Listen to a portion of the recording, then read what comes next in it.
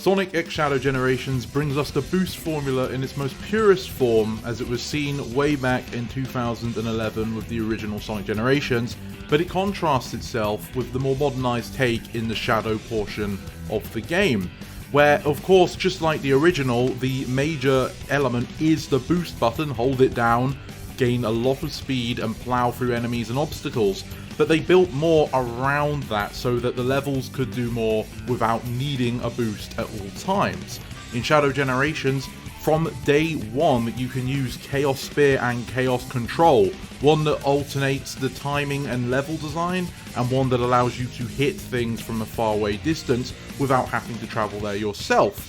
Those two things alone already open up a variety of level design choices which Space Colony Arc displays, whether it's using Chaos Control dash lines, or using Chaos Control to make platforms out of moving projectiles, or Chaos Spear to hit switches to open doors in a timed scenario. All of these, and more as the future levels would show us, allow you to develop the levels in a variety of ways on top of what Generations already showed, and that game wasn't slacking for variety in its stages either. Shadow Generations takes it further by making the 2D 3D split more pronounced, in that there is no longer a hybrid during the same mission. Your stage will either be all 2D or all 3D, and I've already done a video covering that in greater detail. But Shadow gets enhanced as the game continues, with the Doom powers, Doom Spear, Doom Blast, Doom Morph, and Doom Wing. All of these can be used in previous levels to access new areas, and are baked in to the future levels when the developer knows you've already obtained them. This isn't new to Sonic. The Adventure era especially dabbled with giving Sonic and his friends new abilities as you progressed, and some of them were completely missable and optional. But this has been a long time since we last saw something like that, so for a lot of the players of this game, this would be their first taste. Overall, I would say it was a successful reintroduction to the concept. The Doom powers, from what I can tell, have been received extremely positively, and the only one where people are a bit iffy is Doom Morph, which even I found a bit confusing to learn at the start, but once you figure out how it's supposed to be used, it's fine. The question is, does this represent the best modern Sonic gameplay structure that we should take moving forward, or was this a good way to close it and time to move on to something else? That sort of debate has been controversial in the past, looking at the transitions of some games, for example going from Sonic 06 into Sonic Unleashed, or going from Sonic Generations into Sonic Lost World, or Lost World into Sonic Boom, or even comparing Generations to Sonic Forces, which, just like Shadow Generations, shares the same DNA, except unlike Shadow Generations, it ruined it. And then you can even look at Frontiers, which is also a sort of side upgrade to the boost formula, like Shadow Generations is. The question of will Sega maintain what they've given here and continue to grow it, or if they will change it for something completely different, is always on the table until we get a confirmation. If we only look at very recent titles, this is a very interesting time for Sonic and deciding how its gameplay should evolve going forward, because unlike all the other instances this topic became relevant, this time the last two entries are both evolutions of the same core philosophy, but each doing it in a slightly different way. Sonic Frontiers adds a lot of combat elements and open world exploration, not just because of the level design, but what Sonic is physically even capable of doing with your controller.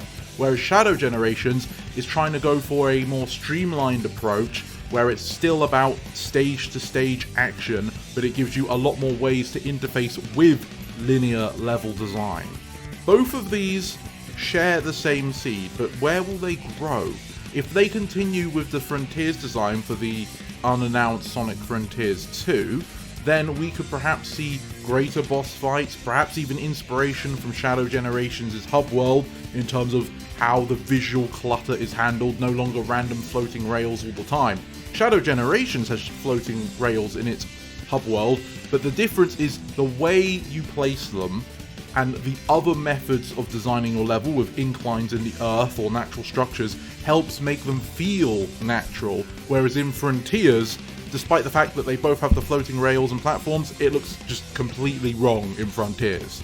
So they might try and develop Frontiers further, but Shadow Generations has just proven to also be immensely successful, and it's more recent than the Frontiers design.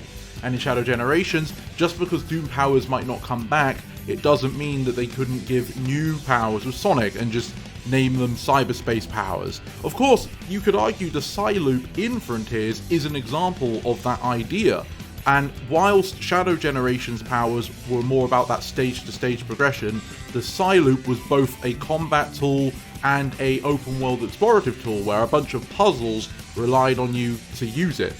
But combat is one of the key features that separates these two approaches. In Shadow Generations, combat is mostly one note, and there are few exceptions, but they're more as set pieces than tests of mechanical skill, whereas in Frontiers, combat is a mandatory aspect of progressing the game, and it itself is used as a hurdle to overcome at many aspects, and the boss fights rely more on dealing damage rather than waiting for certain vulnerable moments within a pattern, like a fight such as Metal Overlord in the Shadow game is like.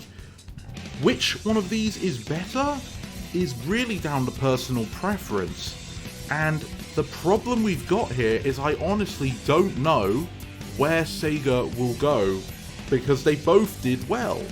If it wasn't complicated enough, we've also heard a lot of conversation from Kishimoto, one of the developers of Sonic Frontiers, that he's got a distinct interest in making his next work contain more adventure gameplay features. We don't know if by that he means completely like Adventure, where there's a spin dash, there's no boost, there's upgrades, there's multiple playable characters from the start, blah blah blah, or if it's only some of those things, like how Frontiers' final update had the spin dash defaulted to every playable character, and it didn't work the same way Adventure's spin dash did, but the point is it was present when it wasn't there at the release of the game. So it could be a partial integration of Adventure features or a complete overhaul to Adventure. Point is, that gives us a third possibility of where the franchise will go.